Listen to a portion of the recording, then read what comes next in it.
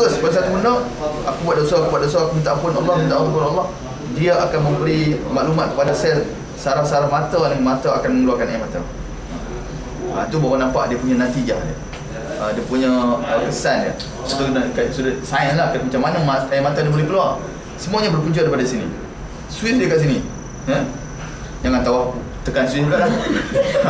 Tak selalu dia kata switch ni tekan on. Ni tak on lagi ni, duk off lagi. Astagfirullahaladzim. Tapi ada orang zikir dia pegang sini. Satu tarikat dia zikir ni. Saya pernah jumpa dia pegang tasbih. Subhanallah, pegang dekat sini. Sebab dia kata apa? Switch dekat sini ustaz. Tenang lah tu. Itu zikir yang zikir tak ada masalah nak pakai tasbih atau tak pakai, tapi tak semesti dekat sini bukan. Jadi poin saya dekat sini, penghayatan penting. Akhirnya ditutup dengan waqina azabannar. Yang ini ulang banyak-banyak. Walaupun kita tak rasa sekarang. Ya Allah, selamatkanlah aku daripada azab neraka. Ya Allah, selamatkanlah isteri aku. Yang kalau tak rasa lagi, sebut mak dan ayah. Ini biasanya akan berderai mata. Kalau tak lagi, something wrong somewhere. Hati maybe, wallah alam, kena gilap. Ambil air zam-zam 1 gallon tu, balik minum air banyak-banyak. Itu problem lagi tu, sebab hati tu keras sangat. Tu kena cuci. Bila baca waqina azabannar, ya Allah, selamatkanlah ibu aku dalam kubur sana daripada azab neraka-Mu, ya Allah. Selamatkanlah ayah aku, ya Allah. Selamatkanlah kami semua, ahli keluarga aku, ya Allah. Aku kesian kat isteri aku kesian kat anak-anak aku kesian kat menantu aku kesian kat jiran aku kesian kat masyarakat aku, ya Allah. Jangan campakkan kami daripada azab neraka-Mu, ya Allah. Waqina azabannar. Sikit je ayat tu. Waqina, ya Allah, dan jauhkan kami azabannar, daripada azab neraka. Jadi betul saya sebut imam-imam kat Singapura dah, bila dia baca ayat-ayat berkaitan dengan azab neraka, dia menangis. Baca surah Qiyamah, cerita tentang dibakarnya orang tak solat ni, dia buat macam ni, dia tak dapat nak baca tau. Dia, ya Allah, takutnya dia baca cerita tentang Bazakum. Tu penting belajar bahasa Arab kan.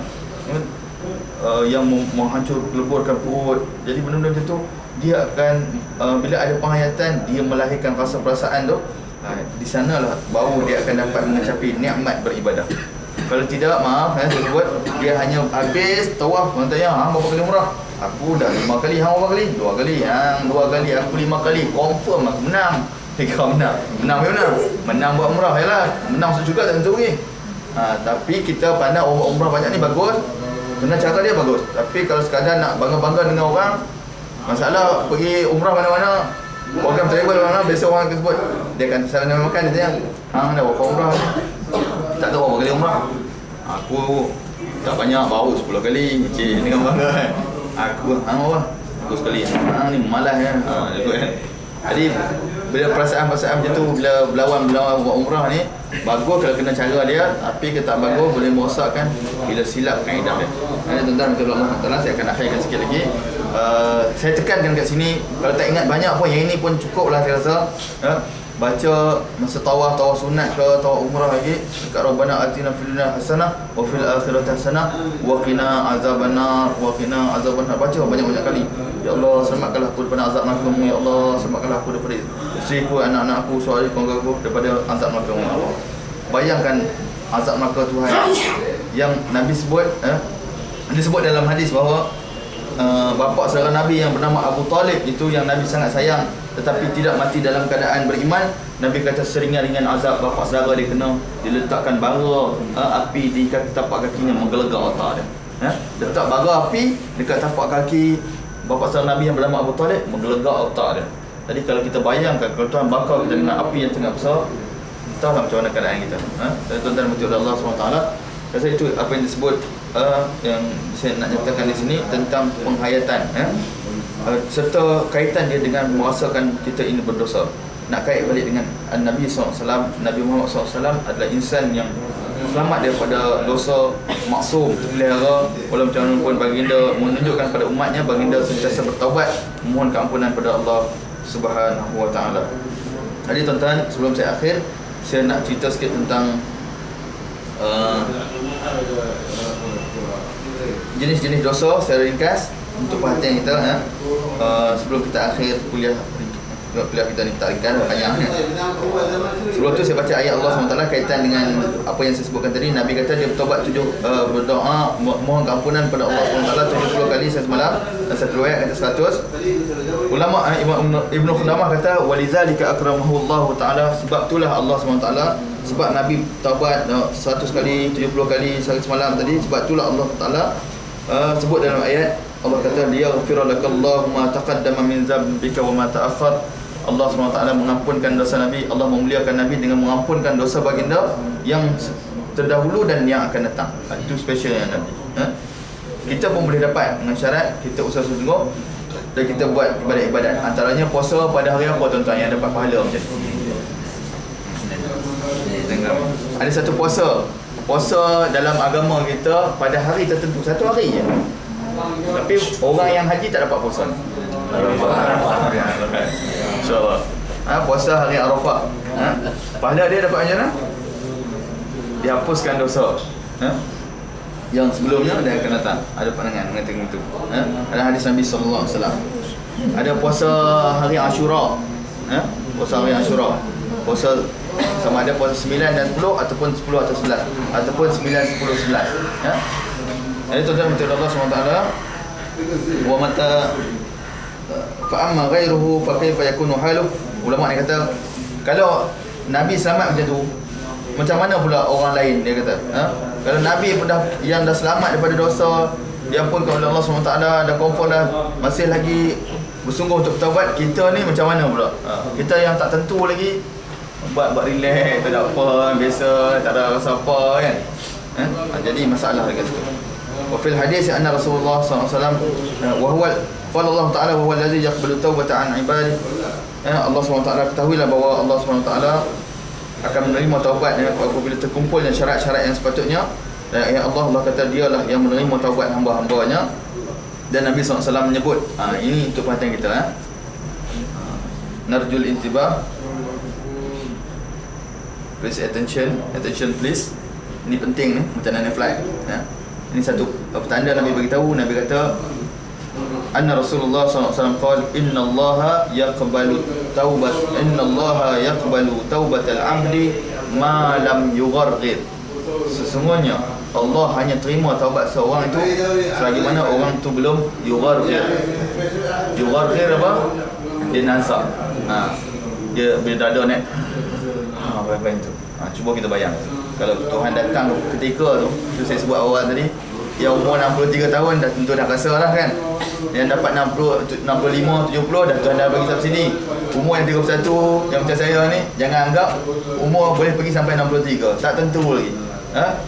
Jadi sebelum yugharghir, nyawa ni Tuhan nak ambil, bertaubat. Bila dah sampai dah macam tu, bertaubat macam mana pun tak ada. Tengok Fir'aun Fir'aun bila dah masuk dalam laut, sebut dalam Quran, bila dia dah nazak macam tu, dia kata sekarang aku nak beriman dengan Tuhan Nabi Musa. Dia tak sebut Allah. Orang hancaknya Fir'aun ni dia punya tegas dia dengan kekufuran dia tak sebut aku beriman kepada Allah. Cukup dia kata amantu billah. Tapi dia nak kata amantu bi rabbi Musa. Aku beriman sebagaimana berimannya Musa kepada Tuhannya. Dia nak sebut macam tu. Tapi Allah tunjukkan kepada kita, Allah tak terima Fir'aun dan dia kekal jasad dia. Sebab kita tak dapat tengok tu kan. Kita tengok ada juga orang tengok lubang kan, tak tahu nampak kan dalam piramid tu. Kalau kita dapat tengok mumia dia tu, memang Fir'aun itulah yang Allah Ta'ala tenggelamkan dia. Dia mati dalam keadaan haram macam tu. Tuan-tuan Allah SWT, poin di sini kita hendaklah bertaubat selagi mana kita belum lagi sampai peringkat nazak. Bila dah nazak, jangan haraplah bila bertaubat ketika itu tidak ada maaf bagimu, tidak ada hari esok bagimu.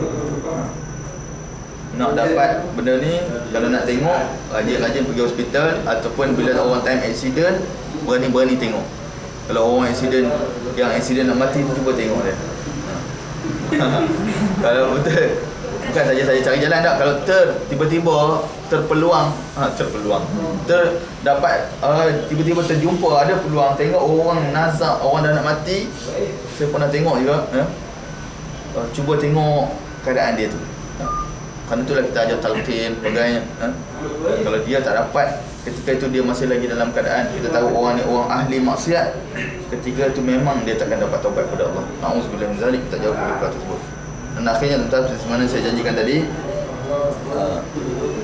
ulama ini sebut jenis-jenis dosa. Cerita dia panjang tapi saya ingat saya nak ringkaskan. Faslun fi bayani aqsamil dzunub. Jenis-jenis dosa terbahagi pada 4. Yang saya ringkaskan, yang pertamanya dia kata dosa yang jenis ikut sifat Tuhan. Macam mana tu? Boleh? Dosa jangan okey. Pandai ahsantan. Barakallahu fika. Dosa yang jenis sifat ketuhanan ni, jenis bangga diri. Dia rasa hebat. Okay, tak ada orang lain ada kata macam aku ni. Aku ni jubah, aku asil lah. Orang lain semua haramain. Saya jubah hasil dia haramain, nak bagi tahu lah. Tapi bukan nak bangga, bapak dia juga beli kat dia. Jadi tuan-tuan, tu contoh. Kalau hasil 75, haramain 45, lebih sikit lah kan. Itu contoh. Lebih lagi kalau orang kat rumah, akak-akak, macam-macam tengok cerita Mami Jarum kan, awat lah dia tu. Dia gelang. Dia tak cerita ke orang, tapi dia nak bagi tahu. Kat penting mana? Raja, saya baru balik daripada Mekah ni. Sampai dapat kerja ni. Jom kita ada potong-potong sayap. Ni je buka, ni tak nak senteng. Tengok. Dia cerita nak beritahu. Itu sifat ketuhanan dia ambil. Takabur, bangga diri. Ini dosa macam tu. Ataupun Masya Allah, tudung aku tu tak senangga ke? Ada manik-manik tu. Ada mentolok tu. Aku dapat di Mekah ya.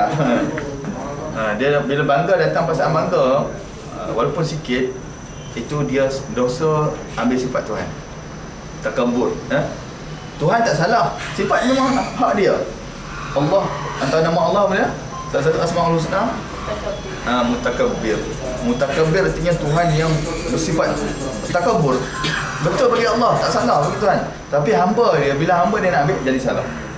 Saya masa di Madinah, kami belajar Asma'ullahul Husna 99 ni, kami belajar satu persatu syarah ulama tentang maksud dia satu persatu dan kaitan dia dalam kehidupan. Ada kitab khusus bincang tentang perkara tersebut. Okey. Wa minha yuhadisul kibar wal faqr wa hubbul madah. Antaranya juga hati-hati. Ini semua orang ada. Suka dipuji. Yang layak suka dipuji ni Tuhan je. Alhamdulillahirabbil alamin. Segala puji bagi Allah. Memang Tuhan suruh puji dia. Dia layak. Tapi kita suka puji, Ustaz Saleh ni ceramah sedap. Rasa bangga. Tak ada kat Bintulu, tak ada orang lain. Aku paling power kali. Kalau datang perasaan, kenapa orang masjid suka dengan aku? Sebab aku ni power sangat. Orang lain semua tak power. Bila datang perasaan puji, suka dipuji. Bila orang kutuk Ustaz Saleh ceramah meleret, tak apa-apa cakap, orang ni tak faham, dia rasa marah. Dia nak dengar pujinya. Orang kutuk, orang tegur, Ustaz tu Ustaz khutbah ni ada masalah ni. Sekarang baru ni ada orang, ada orang tegur saya berkhutbah. Saya khutbah ada Arab sikit, saya angkat tangan macam ni. Saya sebut tangan je kan, tuan-tuan tengok dekat sini. Tapi ada orang tegur saya, orang kata Ustaz Salahuddin tak boleh berkhutbah angkat tangan. Ustaz kena khutbah macam ni, tumakninah. Kena pegang tombak, tombak lah. Pegang apa? Bagaimana cok mar pegang mana tu? Khutbah macam tu, tak boleh nak angkat tangan. Jadi ada pandangan-pandangan yang saya boleh terima, ada yang saya tak terima. Agak pandangan tuan-tuan salah ke saya khutbah angkat tangan? Kalau kita pergi kat Mesir tu, kita sembahyang Jumaat, orang Arab memang khutbah dia kena angkat tangan ni untuk dia ada orang panggil body language kan. Tapi tak apa, tu pandangan. Cuma saya nak beritahu, bila datang teguran dia tu, saya cerita diri saya lah sebab ni, aku punya ada salah juga. Orang ada rasa macam bagus je aku khutbah ni, macam power je. Tu berdosa sebab kita suka dipuji kan. Afiq ada orang kata Afiq dulu Masya Allah rambut handsome, balik dah botak kan. Botak ni tak handsome lah. Geret lari Bila geret lari orang Kedah kata geret basikal. Orang Sarawak bang, geret tu dia punya awet. Jangan silap guna perkataan geret. Pergi Kedah jangan sebut geret. Geret tu basikal. Jadi tuan-tuan mati Allah SWT, bila suka puji, banyak contoh lah kita nak buat. Jubah kita smart, kita pakai kopiah, Masya Allah cantik, smart. Bila suka orang puji, suka sangat dipuji, itu rupanya kita ambil sifat Tuhan. Tapi adakah salah bila orang puji kita? Tak salah orang puji. Cuma Nabi bagi tahu kalau orang puji sangat, selalu sangat puji kita, ambil pasir baling muka dia. Sebab apa? Sebab puji banyak ni boleh merosakkan orang yang kena puji. Oh, entah baguslah kamu, masya-Allah, hebatlah. Handsome semua ada orang kata. Power lah. Kita ini puji ni semua merosakkan aku ni. Biasanya kalau jadi perempuan macam tu Haji lagi lah, kalau datang cikgu puji bersama kan, ini puji nak apa ni? Nak LMPT bagus ke? Kan? Cikgu macam tu. Jadi yang orang yang puji ni kadang-kadang orang yang memuji tu pun salah. Kalau silap cara orang yang dipuji tu, kalau dipuji apa nak sebut? Dia ada sebut dalam hadis Nabi SAW, dia sebut macam ni, boleh orang puji kita, tapi mula-mula, ya Allah, moga-moga engkau jadikan aku lebih baik daripada apa yang dipuji orang tadi. Dan ya Allah, ampunkan dosa aku, ya Allah, ampunkan aku, ya Allah, jika aku tidak sebagaimana yang dipuji orang tadi. Ya Allah, moga-moga aku ni jadi lebih baik apa yang disangkakan oleh orang tadi. Ada dalam bahasa Arab dia. Boleh sebut dalam bahasa Melayu, tak ada masalah. Ya Allah, ampunkan dosa aku di atas barang pujian yang tidak layak bagi aku. Orang puji kita bagus semua. Ya Allah, ini bukan hak aku. Kau pinjamkan kat aku je. Aku tidak layak berada di sini. Kalau kau tak bagi aku jadi macam ni, aku tak dapat. Bawakan rasa kecil. Kemudian, ya Allah, aku harap aku jadi lebih baik pada kawan aku puji tadi. Kawan puji, Masya Allah, kau ni bagus. Aku harap akan jadi lebih baik. Ini dipanggil thinking positif lah. Nak jadi lagi bagus kan. Nak jadi macam COVID aja, be proactive, sharpen the saw. Nak jadi orang lagi bagus lagi. Nak bertingkatkan lagi. Itu orang putih buat macam tu kan. Jadi tuan-tuan, betul Allah SWT, saya ringkaskan lah. Nak cerita bahawa banyak benda-benda yang lain yang ada kaitan dengan sifat ketuhanan. Benda-benda kita tengok semua yang layak pada Tuhan, kalau kita ambil sikit letak kat badan kita, itu dipanggil dosa. Habis saya sebut tadi, puji, orang puji tak ada salahnya kalau guna cara dia puji lillahi ta'ala untuk bagi dia bagus lagi, semangat lagi untuk jadi hebat, bukan niat untuk merosakkan dia. Dan puji tadi, orang yang menerima pujian harus berdoa kepada Allah supaya dia selamatkan daripada tertipu dengan pujian-pujian manusia. Jadi kita nak ringkas sepanjang pula. Yang kedua, sifat syaitan. Okey, tadi jelas tadi sifat ketuhanan. Sekarang sifat syaitan ni jelas lah. Jelas artinya biasa memang kita nampaklah sifat-sifat syaitan kalau ada pada diri kita, dia boleh menjadikan dosa, merosakkan diri kita. Contoh yang paling besar sekali yang kita tengok dalam sejarah dalam Al-Quran, sejarah umat manusia, apabila Allah SWT cipta Adam AS. Syaitan ada sifat dia. Sifat dia apa? Yang marah Adam apa? Dia dengki dekat Adam, hasad. Dia dengki, kenapa Allah SWT aku pergi sujud dekat Adam? Maksiat pertama di atas muka bumi, jenayah pertama yang dibuat di atas muka bumi, pembunuhan Qabil dengan Habil, peristiwa itu pun kes dengki. Syaitan dengki dekat Adam. Syaitan dengki dekat Adam sebab Allah lantik Adam jadi khalifah. Syaitan terhati. Siapa ada sifat dengki, dia lebih kurang macam syaitan. Kemudian Qabil dengan Habil, siapa dengki siapa? Qabil dengki Habil ke Habil dengki Qabil? Qabil dengki ke Habil. Sebab apa? Qabil nak kahwin dengan adik dan apa? Tak tahu. Adik. Okey. Siapa abang, siapa adik? Qabil abang lah. Qabil abang. Qabil dengki dekat Habil. Tapi kadang kita sedih, ada orang berubah nama anak dia Qabil, Muhammad Qabil. Selamat bisa dibaca. Jangan berubah Qabil. Dia ambil bubur itu sekali Qabil kan. Patut anak jahat macam lah. Qabil dia dengki. Sifat hasad ada pada. Itu syaitan yang cucuk. Okay. Yang awal-awal dia punya tok guru dia adalah syaitan. Syaitan dengki dekat Adam. Sebab tu Adam tercampak sampai ke syurga Allah. Ada sebab-sebab dia kan. Peristiwa yang awal-awal yang sekali Allah Ta'ala tunjuk bahawa syaitan dia dengki kepada Adam AS apabila syaitan tak nak sujud kepada Allah. Sebab syaitan kata syaitan pun dia nak curi sifat Allah juga. Bila dia kata Adam ni cipta daripada tanah, aku cipta daripada nur, aku hebat, aku power, aku lebih berkuasa, lebih bagus. Jadi syaitan rupanya dia ada juga ambil sifat Allah SWT, dan dia juga sifat syaitan ni tadi, sifat hasad itu, jadi manusia yang ada sifat hasad, dia ada sifat syaitan. Na'udzubillah min zalik. Kemudian kalau suka tipu, sifat syaitan. Khidah, makar, rish, nifaq, suka buat benda-benda fasad, munkar, sifat syaitan. Yang ketiganya, ada dua lagi saya habiskan. Sifat al-bahimiyah. Bahimiyah artinya sifat kebinatangan. Dosa boleh berlaku bila kita ada sifat kebinatangan. Tadi dosa akan berlaku bila kita bersifat dengan sifat Tuhan yang tak layak bagi kita. Yang kedua, dosa akan wujud dalam diri kita bila kita ada sifat syaitan. Dan yang ketiganya, dosa akan berlaku pada diri kita jika kita meniru sifat binatang. Antaranya seperti apa? dinyatakan di sini kalau kita terlalu ikut syahwat nafsu kita ni suka sangat buat benda-benda maksiat. Dia kata syahwat perut dan syahwat kemaluan, na'udzubillah min zalik, yang muncul daripadanya zina, liwat, mencuri. Kalau perut ni lapar, dia tak kenyang, dia tak nak cari ikut jalan betul, binatang, dia akan pergi menerkam, dia akan cari makanan dia. Sifat kebinatangan dia tadi. Okey. Binatang juga dia tidak ada sistem kehidupan yang baik, ada perkahwinan, akad nikah, tak ada kan? Ayam akad nikah tak ada kan? Tak ada. Kambing pergi akad nikah tak ada. Sebab tu dia ikut suka, dia tengok, dia syok je, dia pergi kawan tu. Jadi sifat macam tu, kalau manusia ada buat macam tu, manusia tengok bagus, seronok, macam berlaku sebuah sekolah menengah di tempat kita di Bintulu. Kan dua orang budak lelaki syok dekat seorang budak perempuan, dia pergi rogol kan. Ada tanya kawan kita, dia tahu sekolah mana kan. Dia buat sebab binatang lah. Jadi tengok macam kucing dia tengok syok ya, dia pergi tekam. Jadi dia tak ikut sistem. Zina tu dia ada sifat haiwan, sifat binatang. Kerana tu siapa yang buat dia ada sifat binatang, dosa yang berbentuk sifat binatang. Dan yang keempatnya lebih kurang macam binatang juga, dia kata sifatus sabu'iyah. Sabu'iyah ni binatang ganas. Tadi binatang saja, ini binatang ganas. Apa beza dia?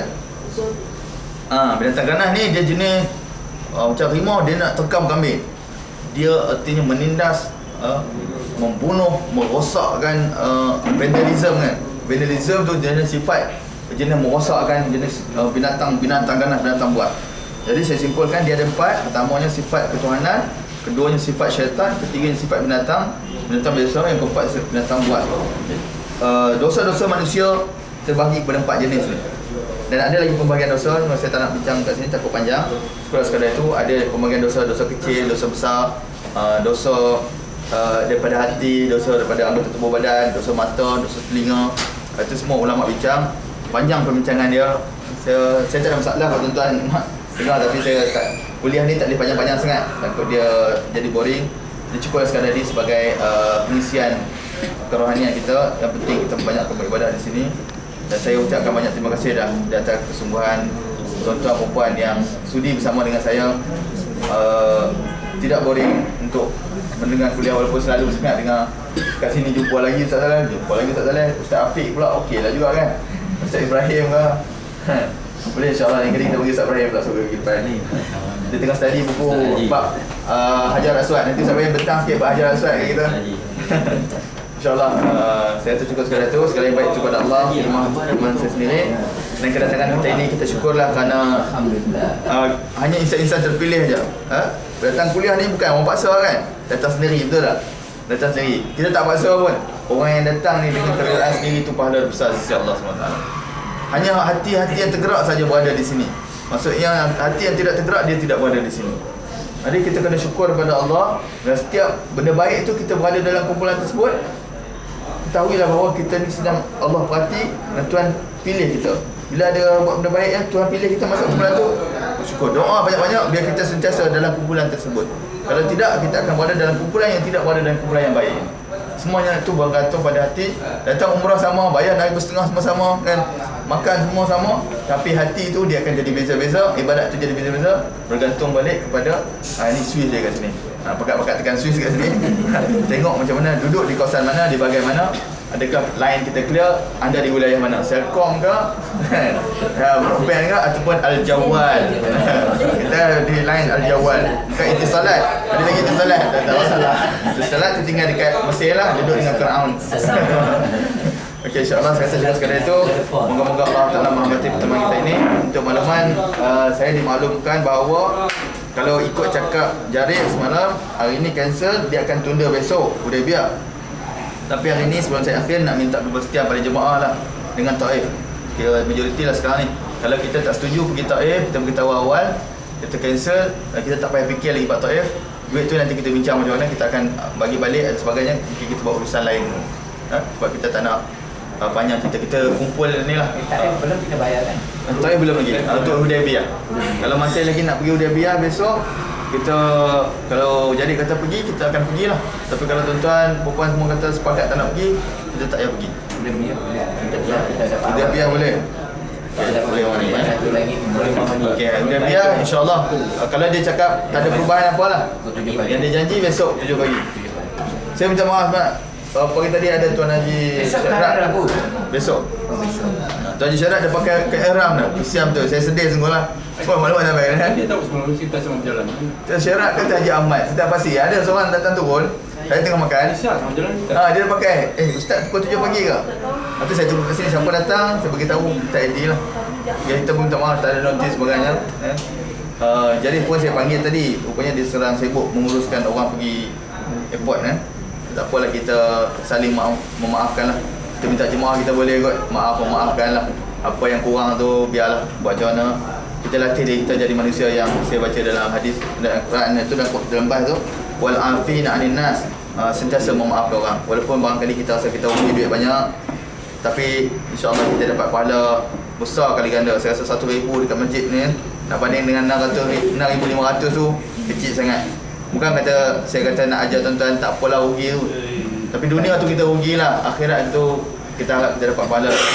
Segala kekurangan tu saya bagi pihak minta maaf banyak. Ya. Ya. Ini boleh sambung dekat pintu dulu lagi. Tayangan semula. Boleh insya-Allah. Dia lagi. Insya-Allah. Kita ini insya-Allah nanti kita panjangkan insya-Allah. Okay. Jadi kita sepakat untuk pergi Hudaybiyah. Taif mungkin kita cancel terus mana? InsyaAllah. Cancel lah. Petang minggu. Kita dah lewat sebab hari Khamis tu kita nak berangkat. Taif kita cancel, saya beritahu jadi cancel terus. Hudaybiyah saja insya-Allah. Ya, aku qauli hadza astaghfirullahalazim li wa lakum billahi taufiq. Assalamualaikum warahmatullahi wabarakatuh. Soalan. Boleh. Kaitan dengan melangkah berasa besar ni, saya dilima dengan satu hadis mengatakan akan ada putus rahmat Allah apabila kita melangkah macam kita nak pergi Haji Ismail, kita melangkah kepala orang dan sebagainya. Jadi kontradik dengan hadis ni macam mana Ustaz? Bismillah. Wassalatu wassalamu ala Rasulillah. Setakat yang saya tahu, untuk makluman Abang Khudin, di Masjidil Haram dia ada, dengan Masjid Nabawi dia ada hukum khas. Hukum khas artinya ulama mengatakan dalam Masjidil Haram dan Masjid Nabawi sebab ramainya orang, kita tidak dapat mengelak situasi ini. Tapi dengan niat, kalau boleh kita cari jalan sebaik mungkin. Kita orang Melayu, saya yakin kita cukup beradab. Kita takkan langkah kepala orang. Kalau orang tengah sujud, kalau boleh jangan langkah kepala dia, tunggu dia bangkit dulu, bangun dulu, baru kita lintas. Memang ada hukum sebenarnya lintas depan orang tu. Orang solat 40 hari tak terima ibadah sebagainya kan. Tapi di Masjidil Haram, Masjidil Nabawi dia dikecualikan. Ada exception dia sebutkan situ, al-mustasna. Dia katanya insya-Allah kita tidak ada masalah, tidak ada pertentangan dengan hadis yang mengatakan rahmat Allah terputus sebagainya. InsyaAllah kita masih lagi dalam rahmat Allah. Tinggal lagi yang keduanya, hadis yang mengatakan nak langkah pada orang tadi, sebaiknya kita elak. Tapi kalau dah tak pandai elak, macam orang dah tolak kita, terpaksa juga. Kalau musim haji kita rasa lah, mungkin yang mana sampai tahu kan, kita tak boleh nak buat macam mana, kita terpaksa langkah dia. Kadang-kadang terpijak kepala dia. Ketika itu nyawa kita lebih utama daripada saya pernah hampir terpijak kawasan Tawaf tu. Rasa-rasa bangun-bangun tu rasa syukur Allah macam hidup balik. Dan di Masjid Namirah satu lagi sekali, bila naik tangga, kita orang Malaysia kecil kan, terhimpit. Waktu tu student baru sampai, terhimpit, rasa ya Allah aku ni mati kat sini. Terus-terus cakap mati kat sini, dia baca doa, ya Allah kalau mati kat sini pun tak apalah, macam mana kan. Kamu sedih tak dapat jumpa mak tu, kita sedih buat dengan mak ni tak boleh kan. Itu dah nak buat macam mana, tak boleh. Ketika itu kita cuba jugalah cari jalan untuk bangun. Alhamdulillah Allah Ta'ala takdirkan hidup hari ini dapat jumpa dengan tuan-tuan. Okay. Jadi artinya di sini kita simpulkan tak ada masalahnya kalau kita langkah ataupun lalu depan orang solat. Cuma kita kena pegang adab kita kat sini, kita elakkan seboleh mungkin daripada melangkah kepada orang. Kalau tak boleh juga tak apa. Dan lintas di antara baru kan, orang Melayu cukup sensitif. Kalau hari Jumaat kita lintas, kita dah soft, kita duduk belakang, depan banyak kosong, kita nak pergi depan kan. Kita pergi mencelah-celah dia, kita langkah dia. Orang Malaysia cukup marah. Kita mesti sebut pakcik, minta maaf nak lu. Sini tak ada pakcik-pakcik lah. Dia langgar semacam kan. Kita pun tengok dia, dia tengok kita balik kan. Biasa harap itu, kita tengok dia, tengok kita balik kan. Tak ada apa. Dia memang kasar. Lagi sedih kalau dia pegang sipur. Biasa pegang sipur kan. Kita buat elok boleh, sipur pun kena muka kita. Dia pun banyak kali kena. Sipur tu sebaik kat sini, tak kena tak ulta. Selamat kat sini, tak ada masalah. Siput sebab tu siput boleh masuk masjid, tak ada masalah.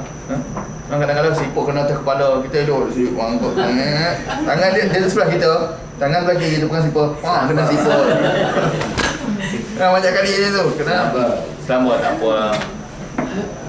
Terurai panjang pula dah. Okay, boleh ke abang? Cakap ni rasa tenang lah kat situ. Jangan rasa susah hati. InsyaAllah Allah Ta'ala pelihara kita besok. Yang penting kita jaga adab. Saya tu nama Nabi bertaubat, Nabi beristighfar. Ya.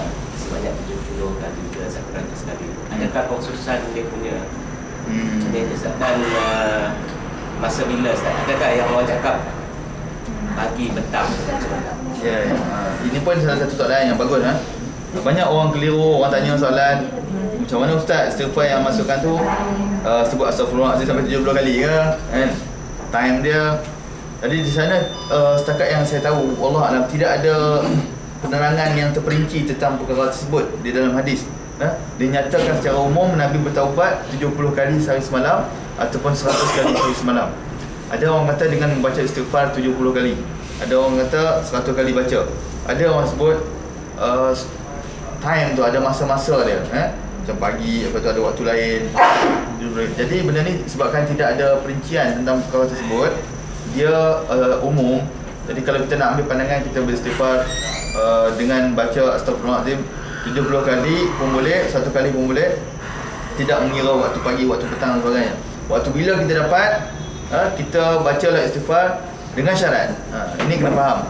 Jangan jadi macam setengah pandangan mengatakan cukup dia bilang 70 tasbih, betul tasbih tu dengan lajunya sudah dikatakan beristighfar. Bukan macam tu maksud dia.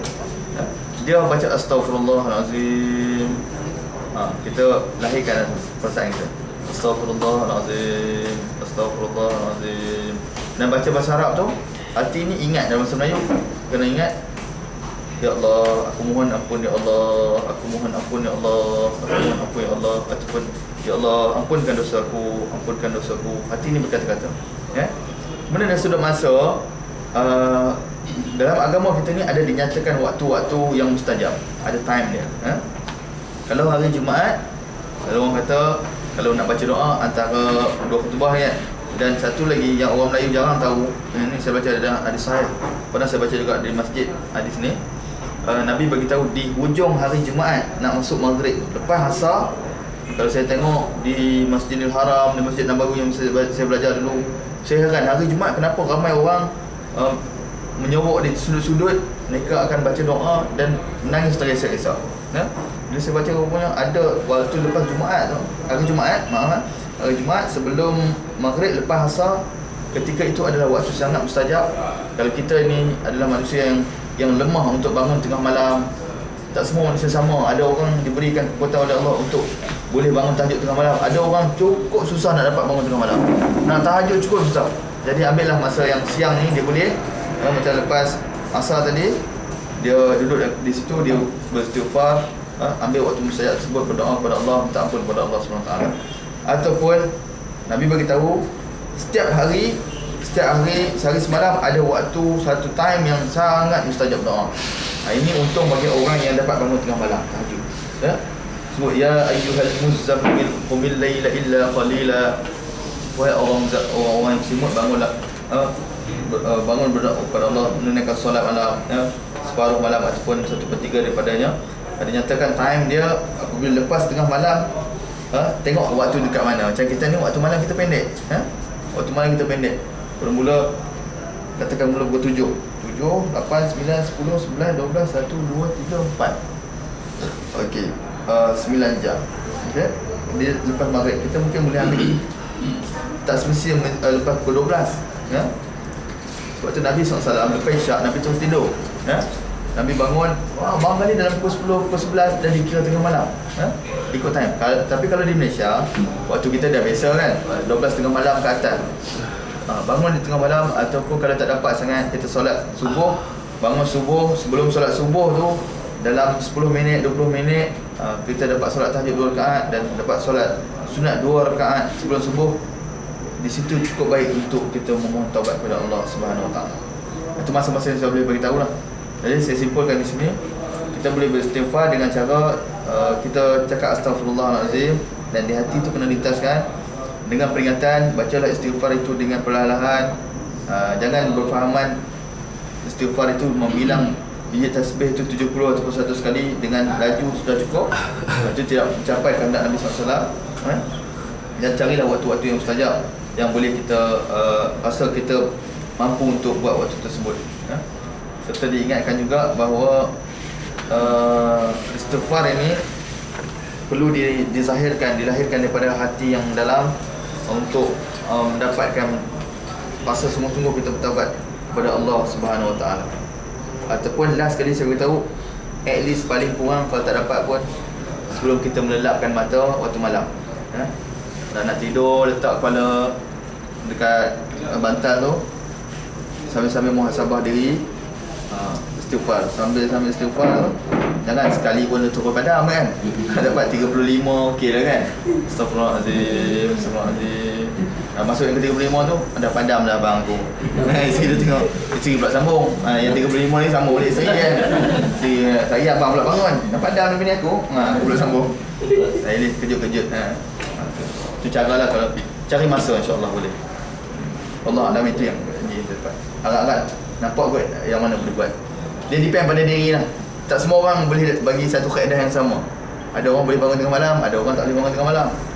Tapi jangan kecil hati orang tak boleh bangun tengah malam, dia tak ada time nak istighfar. Ada waktu lain. Wallahu a'lam. Kawan ibu, mak kita sebelakang ada soalan? Tanya soalan, Ustaz boleh ke yang 35 tu? Ya faham. Tidak, Ustaz nak kata dengan hadis, kata dengan sembahyang 100,000 pahala di solat fardu sahaja ke ataupun semua solat-solat yang lain termasuk solat qada? Tahu saya, setakat yang saya tahu, wallahu alam, setakat ilmu yang saya belajar ni, semua solat. Sebab tu siapa yang dapat buat solat sunat banyak, buat solat sunat. Lepas habis solat isyak, buat solat sunat. Taubat kalau saya tak bangun tengah malam. Ba'diyah, buat solat taubat, solat hajat. Qada pun, qada tu cuma qada ni ada perbincangan lagi lah. Sebab dia qada ada bayar hutang kan. Lagi bayar hutang 100,000 dia cover lagi. Saya tinggal solat maghrib 3 rakaat kan. Dia kata saya tinggal selama 30 tahun. So dia calculate bayang kat Masjidil Haram. Datang buat umrah. So dia kali 300,000 cover. Sekali maghrib lah. Itu yang kita tak nak macam tu. Setengah orang ni manusia ni dia cerdik. Dia baca waktu habis. Lagi aku tinggal kat Malaysia ni 5 waktu kan. Dia kira, weh aku ni ke bonus ni. Tuhan ni bagi aku dah ke bonus ni. Lebih ni macam mana? Sudah tu Allah. Lalunya lepas asar. Ya. Ada sunat lagi. Okey. Bagus soalan saya. Itu pernah berlaku kepada saya, Ustaz. Saya ada sembahyang sunat selepas asar. Tuan Syekh tu datang. Dia cakap, saya tahu lah benda itu. Dia cakap asar. Dia bagi semua itu yang berkaitan dengan hadis. Dan syukran saja. InsyaAllah. Tak mahu cakap. Okey. Solat pada waktu yang diharamkan. Ini pun sebenarnya ada waktu. Di Masjidil Haram ya, bukan Masjid Nabawi. Masjidil Haram dia ada hukum khas juga. Dia di Masjidil Haram tidak ada waktu haram. Itulah itu yang saya dengar daripada Nabawi. Masjid Nabawi tidak. Setahu saya lah yang saya baca dalam hadis Nabi sebelum saya datang, masa kita buat kursus umrah tu pun saya ada baca dalam buku. Saya dah tahu lah, cuma nak refresh balik. Di dalam Masjidil Haram tidak ada waktu haram. Waktu bila pun kita boleh sembahyang sunat. Hatta lepas asar. Setahu saya lah, wallah alam, mungkin ada pandangan-pandangan yang lain. Tidak ada masalah kita solat. Tapi ada haram. Dia sebut di mana ya? Dalam Di dalam dia mengajar. Dia cakap yang haram. Pakistan selalu cakap macam tu. Mungkin bab mazhab kot. Pandangan mazhab. Tapi dia cakap kalau nak sembahyang asar, jangan sembahyang sunat asar. Yang tu tak ada. Cuma sunat lain boleh. Okey. Sembahyang sunat ba'diyah asar tak ada. Itu confirm lah. Itu confirm. Jadi kita solat, insya-Allah kita yakin jemaah pun tahu dia takkan sembahyang solat ba'diyah asar. Tak ada. Cuma kalau dia nak buat solat sunat taubat sebagainya kan. Kita juga nasihatkan di sini kalau dah jadi macam tu, elakkanlah kita tak payah buat, tangguh lepas maghrib. sebenarnya tak ada masalah. Yang setahu saya. Memang pun pakai itu rujuk. Tak ada masalah. Tak ada haram. Tapi macam lepas subuh baru ni buat pun cukup Syekh dulu marah kan. Apa cuma Subuh dengan asar memang cukup ni dekat subuh dengan asar. Yang biasa lelaki orang kalau start dia. Kita cakap dengan dia. Kita Pelik. ya subuh. Itu yang Haram. saya pun ada kemuskilan. Solat sunat tawaf boleh ke? Solat sunat tawaf tak ada masalah. Lepas tawaf tu no problem. Kita cakap syukur pun semayang itu sunat syukur haram. Dia tak boleh cakap itu sebab barangkali orang sembahyang sunat wuduk kan time bila pun boleh kan. Sunat mutlak kan, sunat yang Tak tahu macam mana pandangan dia. Allah dah saya cek dari sudut mazhab lah. Setahu saya semua mazhab tu berpandangan hadis tu hadis yang jelas. Kalau selama jamaah saya fikir Hanafi sama. Ada masalah. Ada masalah. Maghrib tu kan. Tak tahulah tu. Allah alam, saya pun tak berani nak cakap lah sekarang. Saya pernah tanya soalan ini kepada pakar rujuk haji kan.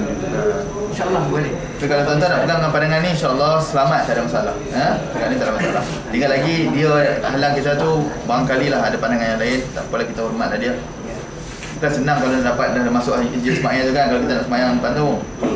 Tapi kita bersyukur juga kerana Tuan Syekh tu tegur kita. Syukur sudah tu berarti dia memberi perhatian kepada kita. Betul. Kita kena pandang ambil pandangan positif. Positif thinking. Ustaz, Ya. dekat Masjidil Haram ni dia tak ada tahiyatul masjid kan. Tapi kalau orang datang tu tak buat tawaf tu apa? Okey. Bagus lah kan. Tahiyatul Masjidil Haram adalah tawaf. Tapi bagi orang yang tidak dapat tawaf, solatlah sembahyang sunat tahiyatul masjid 2 rakaat. Boleh. Tukar. Dia antara dua. Kalau sembahyang kalau dah tawaf, kita akan buat 2 rakaat lepas tawaf kan. Tapi kalau tak dapat tawaf, kita dah tak dapat dah nak masuk.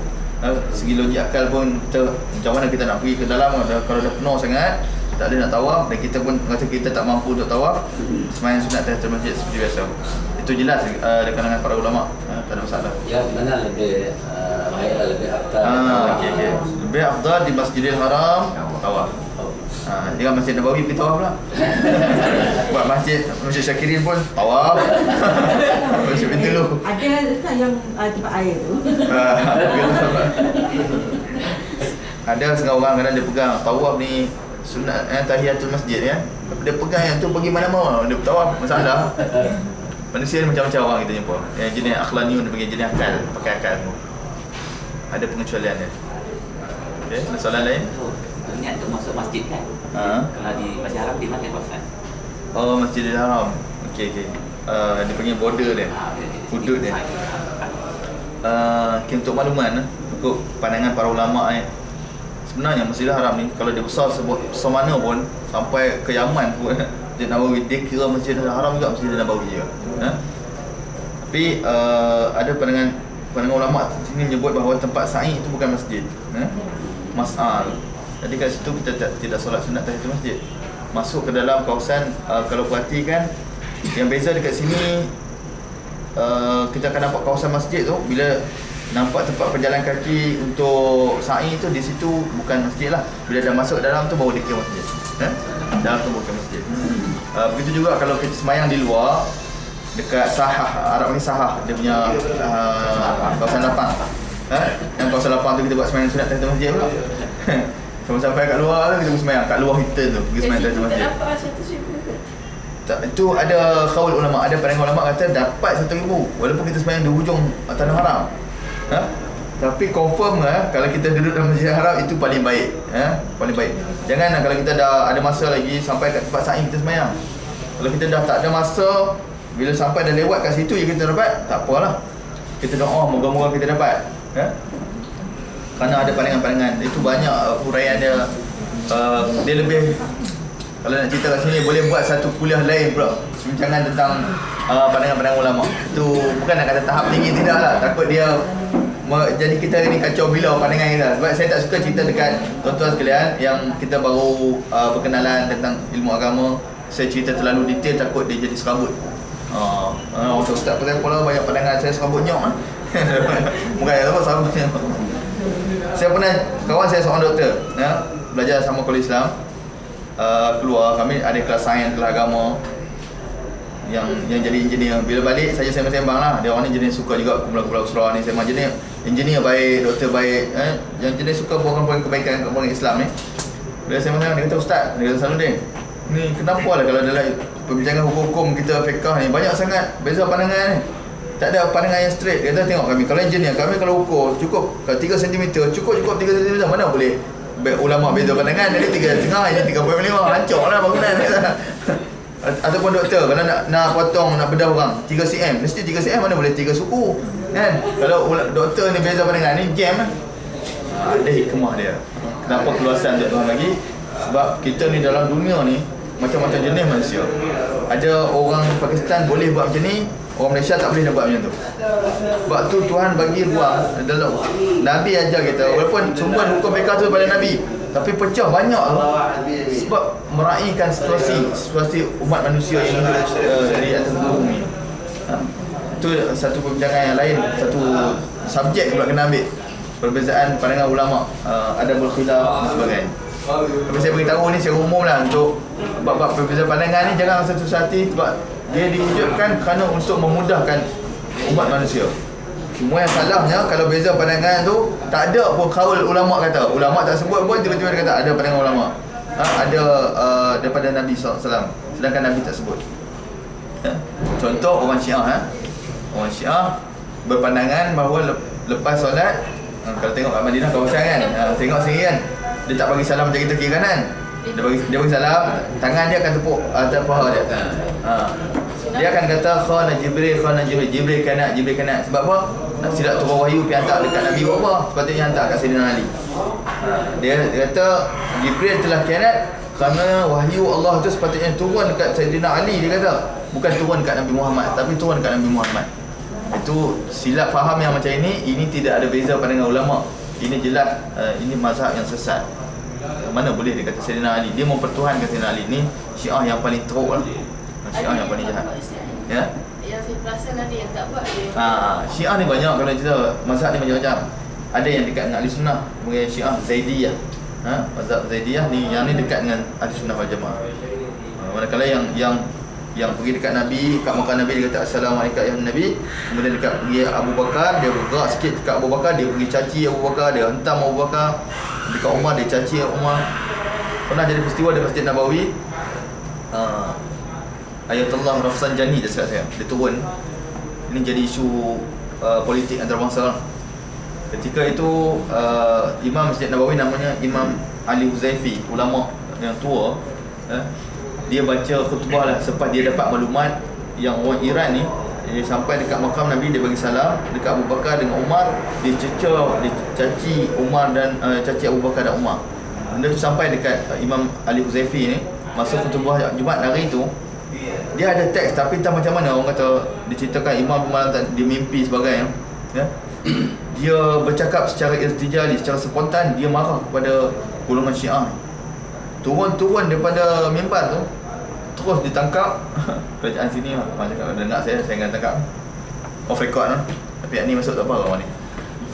Tak ada masalah. Dia tangkap imam ni sampai dia dilucutkan jawatan.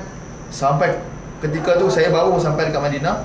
Saya nak keluar, nak grab tahun 2003 daripada tahun 98. Hujung-hujung tu baru dia ditarik balik masuk ke dalam Masjid Nabawi, sedangkan dia ulama besar, imam nombor 1, ya. Dia masuk balik ke Masjid Nabawi, dimaafkan sebab dia menimbulkan situasi konflik di antara negara Iran dengan Saudi, ya. Hari pertama saya teringat, hari pertama dia jadi imam waktu tu, dia baca Fatihah tak lepas artinya bismillah tu dia menangis. Terus esok lama dia menangis. Dia nostalgia, ada perasaan yang tinggi ke. Dia dah jadi imam lama sebabkan dia mempertahankan Rasulullah SAW dan para sahabat. Dia kena penjara dan dia tak penjara, saya rasa dia dilucutkan jawatan lah. Segala ceramah-ceramah, kaset-kaset Quran dia semua ditarik balik. Ngaji Quran pun ditarik balik. Itu yang pelik Arab ni, dia takut sangat. Tarik balik sampai tak ada dah. Syekh Ali Huzaifi ni memang tak ada di pasaran. Lepas tu lepas 2003 baru dia masuk kembali, dia jadi imam balik. Saya ingat peristiwa yang masa dia jadi imam kali pertama tu yang saya teringat sangat. Ketika tu dia menangis teresok lama, dalam 5 minit 10 minit. Baca bismillah tak lepas nak pergi Fatihah. Bismillahirrahmanirrahim. Dia menangis teresok. Jemaah belakang pun Sebab teringat dia imam yang baca paling sedap kat Masjid Nabawi. Dia baca slow macam orang tua. Sedap, baca tenang. Syekh Ali Zaifirah hafizahullah. Masih ada sekarang. Dia saya sempat jumpa lah sebab dia tenaga pengajar di universiti kami di Madinah. Di bahagian kuliah Al-Quran. Jadi terjawab kau soalan tadi. Yang berkaitan dengan soalan yang ditanya tadi lah. Agak membantu jemaah. Kalau tak ada apa boleh aktiviti bebas lah. Last soalan. Silakan. Tawaf hijab untuk kita hari Khamis. Jadi dari segi apa nama pemahaman yang bagian-bagian yang mengatakan tawaf hijab ni pasal